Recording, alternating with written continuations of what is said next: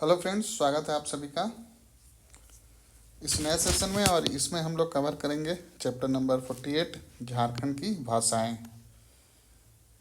तो काफ़ी महत्वपूर्ण है, ध्यानपूर्वक इसको देखिएगा और बारीकी से समझने का प्रयास कीजिएगा।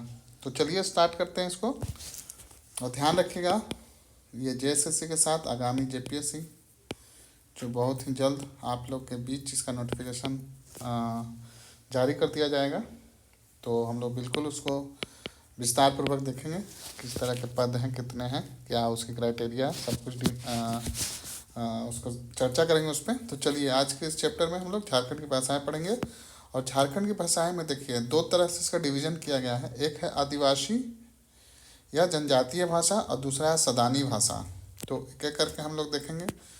तो पहले आदिवासी जनजातीय भाषा को देख लेते हैं, जिसमें पहला दिया गया है संथाली।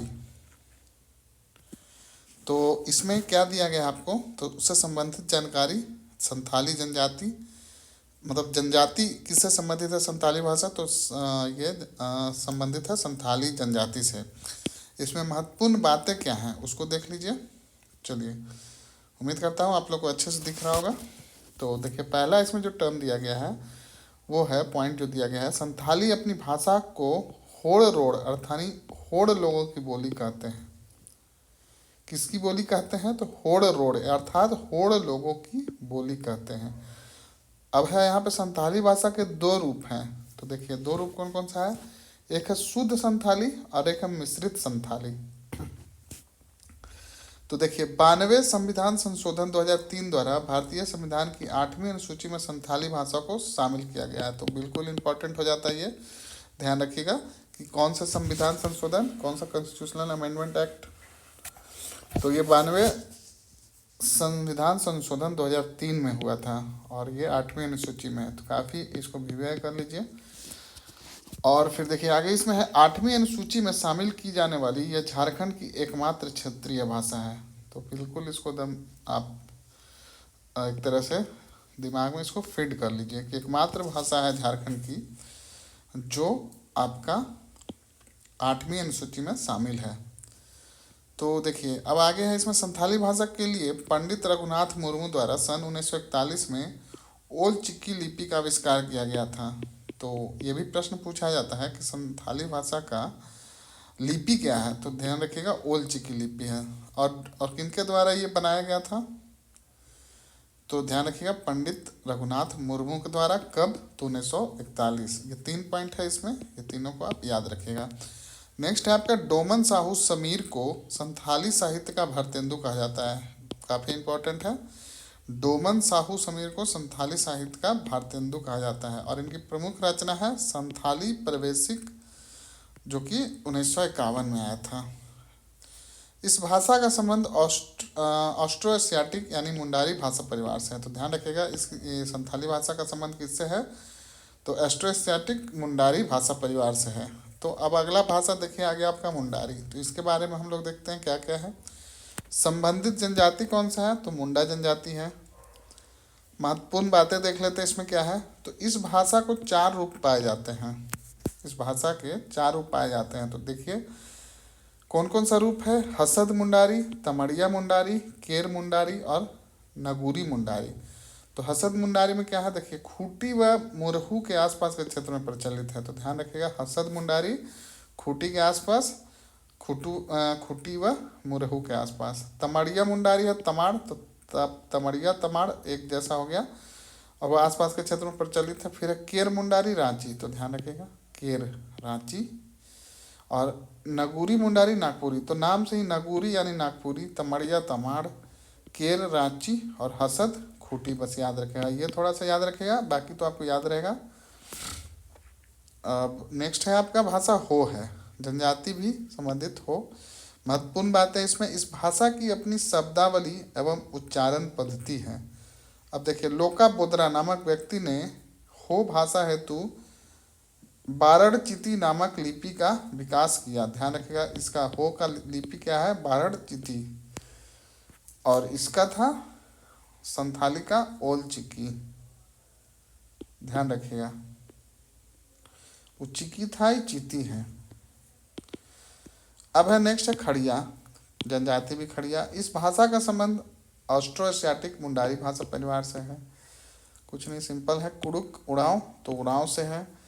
महत्वपूर्ण बात है इसमें, झारखंड की क्षेत्रीय भाषा के संदर्भ में इस भाषा का सर्वाधिक लिखित साहित्य मिलता है। ध्यान रखिएगा कि सर्वाधिक लिखित साहित्य कौन सी भाषा का है, तो ये है आपका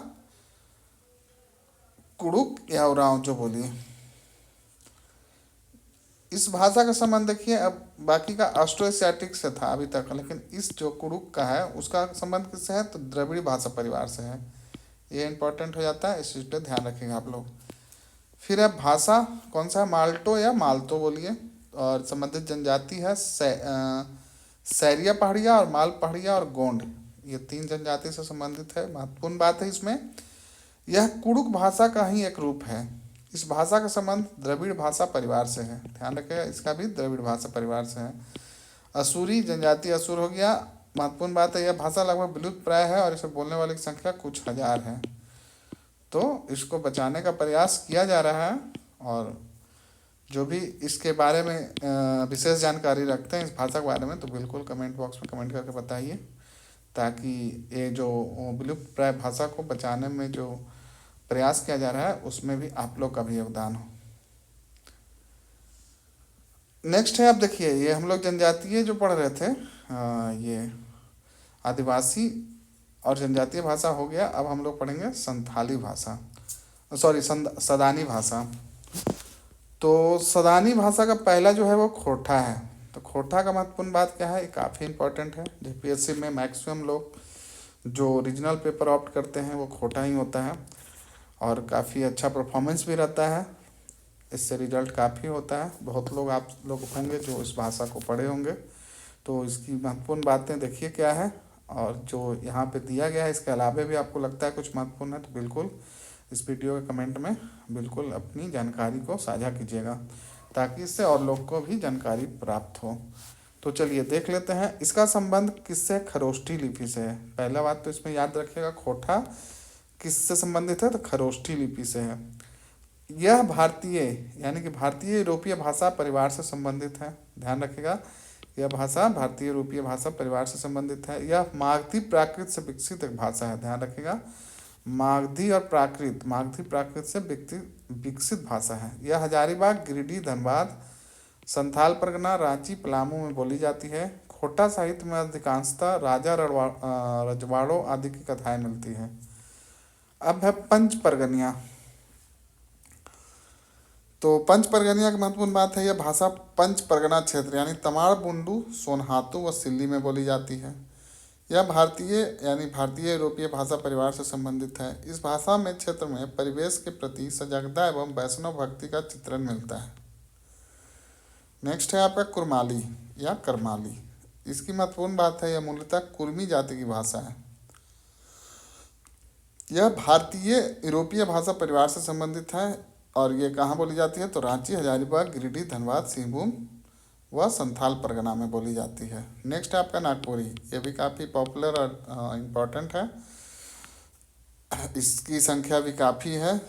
तो इस भाषा का विकास मागधी प्राकृत भाषा से हुआ, जैसे खोटा का हुआ था, इसका भी उसी से हुआ। यह झारखंड की प्रमुख संपर्क भाषा है। यह भाषा सादरी एवं गंवारी के नाम से भी जानी जाती है।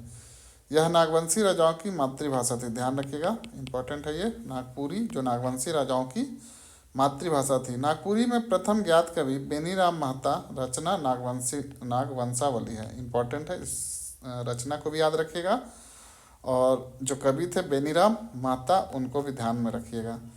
अब इसके अलावा देखिए, सदानी पढ़ लिए, जनजातीय पढ़ लिए। अब अन्य प्रमुख भाषाएं देख लेते हैं। तो एक है भोजपुरी।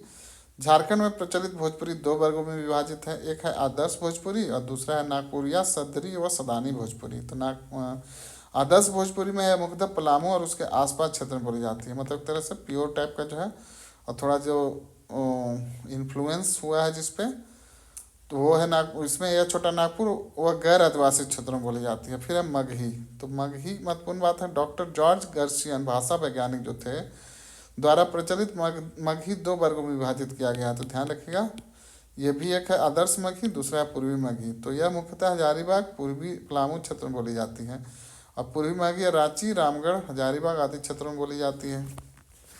अब नेक्स्ट है आपका अंगिका।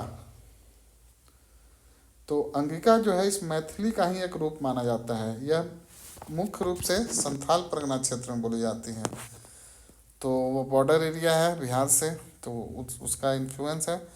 तो अंगिका कैसा है, मैथिली का ही एक रूप है, ध्यान रखिएगा। और यह 6ठी शताब्दी में रचित ललित विस्तार नामक ग्रंथ की रचना अंगिका भाषा में की गई थी, ध्यान रखिएगा इसको।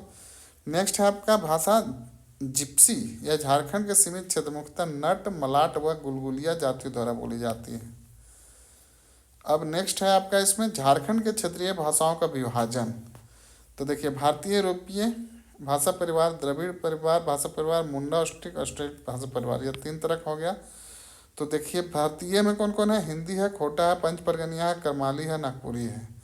द्रविड़ में कुड़ुक, मालतो 2 है, कुड़ुक की अवराम बोली है, इंपॉर्टेंट है, पूछा गया क्वेश्चन है। अब मुंडा में है मुंडारी, संथाली, हो, खड़िया आदि।